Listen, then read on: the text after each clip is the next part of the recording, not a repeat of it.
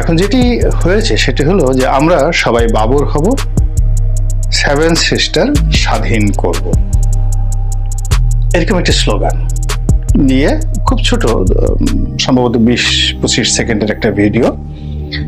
এটি এখন ভাইরাল হয়ে দেশে ঘুরছে এবং এটি ভারতের বিভিন্ন মহলে নিদারুণ তোলপাড় তৈরি করেছে। আমাদের দিল্লি কেন্দ্রিক দাদা যারা আছেন, কলকাতা কেন্দ্রিক যে সকল দাদারা আছেন, তারা এই ছোট্ট ভিডিও ক্লিপটিকে নিয়ে রীতিমতো হই হুল্লোড় শুরু করেছেন। কেন করছেন সেটা পরে আসছি, তার আগে বলে নেই যে স্বরাষ্ট্রমন্ত্রী, সাবেক প্রতিমন্ত্রী মিস্টার বাবর, তিনি তো এখন মৃত্যুদণ্ড প্রাপ্ত আসামি। কিন্তু যে রাজনৈতিক পরিস্থিতি চলছে, যদি এইভাবে চলতে থাকে হয়তো তিনি খুব দ্রুত মুক্তি পাবেন, এবং তিনি যদি মুক্তি পান তাহলে বিএনপির মাঝে তিনি হয়তো হিরো রূপে ফিরে আসবেন এবং তাকে ওইভাবে বরণ করার জন্য তার নির্বাচনী এলাকা থেকে শুরু করে বিএনপির যারা কেন্দ্রীয় নেতাদের একটা বিরাট অংশ অধীর আগ্রহে অপেক্ষা করছে। কারণ তিনি তারেক রহমান সাহেবের খুবই ঘনিষ্ঠ ছিলেন। এটার একটা কারণ হতে পারে, অথবা এখন যে অবস্থা তৈরি হয়েছে সেই অবস্থাতে বিএনপির জন্য সবচেয়ে ঘনিষ্ঠ এবং কৌশলগত বন্ধু হিসেবে চীন এবং পাকিস্তান নতুন করে আবির্ভূত হয়েছে। চীন অনেক চেষ্টা করেছে আওয়ামী লীগের সঙ্গে সম্পর্ক করার, এবং বিএনপির সঙ্গে তাদের যে ঐতিহাসিক সম্পর্কটি এটি তারা প্রকৃতির হাতে ছেড়ে দিয়েছিল। কিন্তু এখন যেহেতু আওয়ামী লীগের পতন হয়েছে এবং ভারত বাংলাদেশের রাজনীতির যে অভ্যন্তরীণ রাজনীতি, এর থেকে বলতে গেলে এখন তারা বিতাড়িত। এই জায়গাটি দখল করার জন্য চীন অবশ্যই বিএনপির সহযোগিতা চাইবে। এর কারণ হলো ডক্টর মোহাম্মদ ইউনূসের নেতৃত্বে যে অন্তর্বর্তীকালীন সরকার রয়েছে, সবাই জানেন যে তারা সকলেই পশ্চিমা মদতপুষ্ট। আমেরিকা এবং ইউরোপের দেশগুলোর সঙ্গে এদের সবারই সম্পর্ক ভালো। ফলে এখানে তাদের মাধ্যমে, অর্থাৎ এই এখন যারা ক্ষমতায় আছেন তাদের মাধ্যমে চীন যে বাংলাদেশের রাজনীতিতে ঢুকতে পারবে না। এখানে আমেরিকার একটা প্রভাব থাকবে এবং আমেরিকা এবং চীনের মধ্যে যে গুরুতর সম্পর্কের অবনতি, তারই প্রেক্ষিতে চীন দীর্ঘমেয়াদে তাদের যে স্বার্থ, সেই স্বার্থ বিএনপির মাধ্যমে বাস্তবায়িত করতে চাচ্ছে। এবং ইতিমধ্যে দেখেছেন যে চীনা রাষ্ট্রদূত বিএনপির মহাসচিবের সঙ্গে দেখা করেছেন। এর বাইরে বিএনপির নেতৃবৃন্দ চীনের কৌশলগত মিত্র, এবং বিএনপিরও কৌশলগত মিত্র, সেটা হলো পাকিস্তান। রাষ্ট্রীয়ভাবে পাকিস্তানের সঙ্গে এদের ঐতিহাসিক সম্পর্ক রয়েছে, চীনেরও রয়েছে আর বিএনপিরও রয়েছে। এই সম্পর্কটি এই সময়টিতে এসে একেবারে খোলামেলা হয়েছে। আওয়ামী লীগ একসময় বলতো যে চীনের না, ঠিক বিএনপিকে বলতো আইএসআই এর এজেন্ট। বাংলাদেশে যেমন ডিজিএফআই আছে, তদ্রূপ পাকিস্তানের যে সেনা গোয়েন্দা সংস্থা আইএসআই, তার এজেন্ট হিসেবে বিএনপিকে তার আখ্যা দিত। পাকিস্তানের গুপ্তচর হিসেবে শহীদ প্রেসিডেন্ট জিয়াউর রহমানকে নিয়ে আওয়ামী লীগের যে বিষোদগার, এটি কোন পর্যায়ে ছিল আপনারা সবাই জানেন।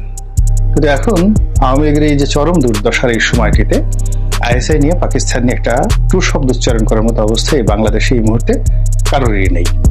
এবং এই যে একটা ভ্যাকিউম চলছে, এই জায়গাটিতে মূলত চীন এবং পাকিস্তান ঢুকে পড়েছে, এবং বিএনপিও রাজনৈতিকভাবে শক্তিশালী হওয়ার জন্য তাকে এই দুটো সুযোগ নিতে হচ্ছে। এর কারণ হলো বিএনপির কাছে স্পষ্ট যে ভারতের সঙ্গে তাদের বন্ধুত্ব হবে না, অন্তত ক্ষমতায় যাওয়ার জন্য হবে না। তো কাজেই ভারতকে প্রতিপক্ষ ভেবেই মূলত তারা চীনের সঙ্গে এবং পাকিস্তানের সঙ্গে সম্পর্ক স্থাপন করার জোর তৎপরতা চালিয়ে যাচ্ছে। বিষয়টি এখানকার যে ভৌগোলিক গুরুত্ব এবং এখানকার যে অভ্যন্তরীণ রাজনীতি, এতে যথেষ্ট উত্তেজনা সৃষ্টি করবে, নতুন মাত্রা এখানে যোগ করবে। এবং সেখানে জনাব লুৎফুজ্জামান বাবর অবশ্যই সেখানে গুরুত্বপূর্ণ একজন ব্যক্তি হিসেবে আবির্ভূত হবে। কেন? আপনারা জানেন যে 10 ট্রাক অস্ত্র মামলা এই অস্ত্র মামলায় তিনি সাজাপ্রাপ্ত আসামি এবং তার সঙ্গে আরো অনেকেই সাজাপ্রাপ্ত হয়েছেন। তো এই 10 ট্রাক অস্ত্র মূলত তৎকালীন বিএনপি সরকার রাষ্ট্রীয় সিদ্ধান্তে, যেমন আওয়ামী লীগ সরকার রাষ্ট্রীয় সিদ্ধান্তে ভারতকে ট্রানজিট দিয়েছে, আরো অনেক কিছু করেছে। তদ্রুপ চীনের সঙ্গে দ্বিপাক্ষিক রাষ্ট্রীয় সম্পর্কের কারণে রাষ্ট্রীয় সিদ্ধান্তে সেই যে 7 সিস্টারে যে সকল বিদ্রোহী গ্রুপ যারা স্বাধীনতার জন্য লড়াই সংগ্রাম করছিল, তো সেই স্বাধীনতাকামী গোষ্ঠীকে, যেটা আমাদের সংবিধান সম্মত যে আমরা যে কোনো স্বাধীনতাকামী গোষ্ঠীকে সমর্থন জানাবো, সহযোগিতা করব, তো সেই অর্থে ভারতের যে 7 সিস্টার 7টি রাজ্য রয়েছে, সেখানে যে অস্থিরতা চলছিল বিগত বিএনপি সরকার জামানতে, সেই অস্থিরতাতে ঘি ঢালছিল চীন অস্ত্র দিয়ে, অর্থ দিয়ে ওখানকার বিদ্রোহী গোষ্ঠী বিশেষত উলফাকে তারা সাহায্য করত, সহযোগিতা করত। তো সেই উলফার হাতে লড়াই করার জন্য যে অস্ত্র, যেটা চীন এখন ধরেন মায়ানমারে দিচ্ছে, সরকারকেও দিচ্ছে, বিরোধী গ্রুপকেও দিচ্ছে, এভাবে অনেক দেশই তারা দেয়।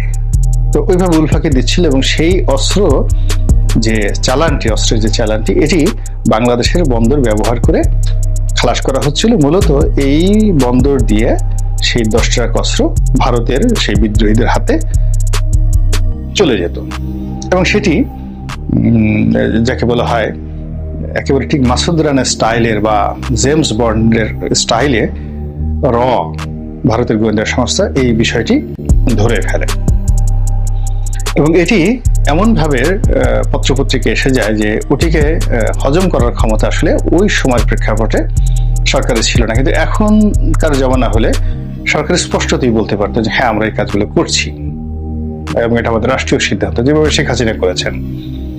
তো সেই ঘটনার প্রেক্ষিতে মামলা হয়েছে এবং পরবর্তীতে ওই ঘটনাকে কেন্দ্র করেই বাংলাদেশে 1/11 হয়েছে, বিএনপি সরকারের পতন হয়েছে এবং সেই ঘটনাকে কেন্দ্র করে আওয়ামী লীগ সরকারের উপর চাপ প্রয়োগ করা হয়েছে যেন এই 1/11 যারা কুশীলব তাদেরকে এবং এই 10 ট্রাক অস্ত্রের মামলা যারা কুশীলব তাদেরকে শাস্তির আওতায় আনা হয়।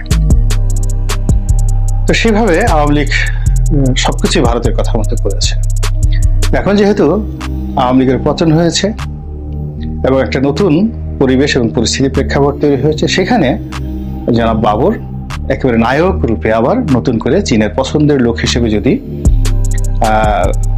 আগামী বিএনপি সরকারের স্বরাষ্ট্রমন্ত্রী হয়ে মসনদে বসেন, তাহলে ওই যে 7টি রাজ্য রয়েছে ভারতের, সেখানে স্বাধীনতাকামী জনগণ আবার বাংলাদেশের প্রতি নির্ভরশীল হয়ে পড়বে এবং চীনও ভারতের উপর ছুরি ঘোরাতে পারবে।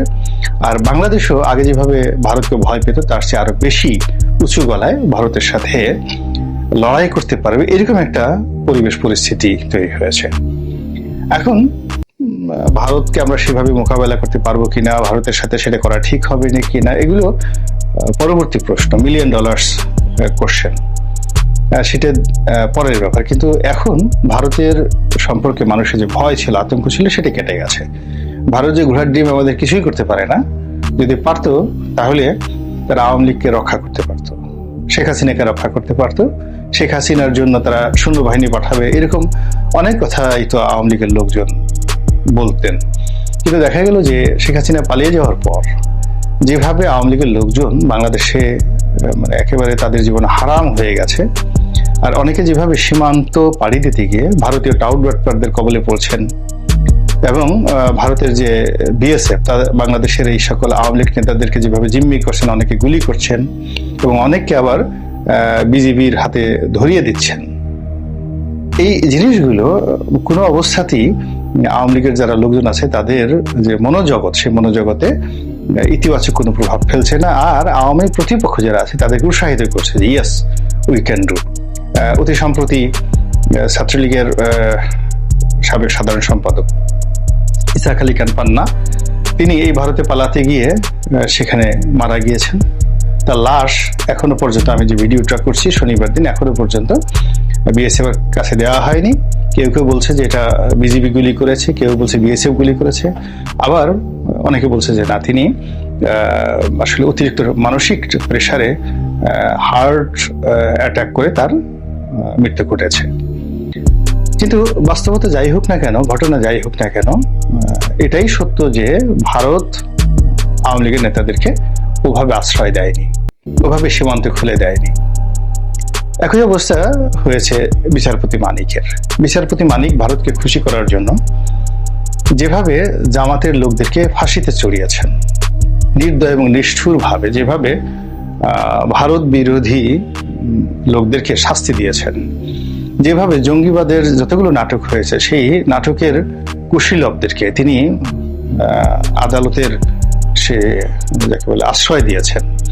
আর সেই কুশীলবরা যে সকল নাটক সাজিয়েছে, সেই নাটকের যারা ভিলেন সাজানো হয়েছে তাদেরকে যেভাবে বিচারপতি মানিক এর নেতৃত্বে একদল লোক যেভাবে যাদের জীবনকে জাহান্নাম করে দিয়েছে, সেই পরিবেশ এবং পরিস্থিতির প্রেক্ষাপটে আসলে মানিক সাহেবকে বাংলাদেশ থেকে আলাদা হেলিকপ্টারে করে তাদের ভারতে নিয়ে যাওয়া উচিত ছিল। কিন্তু সেটা না করে তিনি যেভাবে সীমান্তে অপদস্থ হয়েছেন, যেভাবে লাঞ্ছিত হয়েছেন, যেভাবে মার খেয়েছেন এবং তাকে যেভাবে এখন অপদস্থ করে কোর্টে হাজির করা হলো, সব মিলিয়ে ভারতের যে বাংলাদেশে প্রভুত্ব এটি এখন একেবারে শূন্যের কোঠায়। আর ভারতের যে বন্ধুত্ব এটি যে কোনো অবস্থাতে বিশ্বাসযোগ্য নয়, এটি এখন শেখ হাসিনা সবচেয়ে ভালোভাবে টের পাচ্ছেন। আর শেখ হাসিনা যে কি জিনিস সেটা তার আশেপাশের লোকজন আরো ভালোভাবে টের পাচ্ছেন। তো তারই প্রেক্ষাপটে যে স্লোগান হচ্ছে, বা বাবরকে যেভাবে, লুৎফুজ্জামান বাবর সাহেবকে যেভাবে হিরো বানানোর এখন যে স্লোগান চলছে, এটি দিল্লিকে নতুন ভাবনায় ফেলে দিয়েছে। দিল্লির মসনদে নতুন বিপদের গন্ধ সেখানে তৈরি হয়েছে এবং দাদাবাবু খ্যাত যিনি রয়েছেন মিস্টার নরেন্দ্র মোদী, এই বাংলাদেশের শেখ হাসিনার পতনের যে ঝড়, এই ঝড় এখন দিল্লি কাঁপাচ্ছে। আপনারা জানেন যে সেখানে নরেন্দ্র মোদীর সরকারের সংখ্যাগরিষ্ঠতা নেই, যে কোনো সময় সরকার পতন হতে পারে এবং এই মুহূর্তে ভারত উত্তাল হয়ে আছে। অনেকগুলো আন্দোলন চলছে। কলকাতার এই অঞ্চলে একটা ডাক্তার মেয়েকে মারাত্মকভাবে রেপ করা হয়েছে, সেটার বিরুদ্ধে বাংলাদেশের মতো এরকম ছাত্র আন্দোলন চলছে এবং সেটি কোনো অবস্থাতে দমানো যাচ্ছে না। পাকিস্তানেও ছাত্র বিক্ষোভ চলছে এবং বাংলাদেশে এই অনুকরণে সেখানে বাংলা বসন্তের ডাক দেওয়া হয়েছে।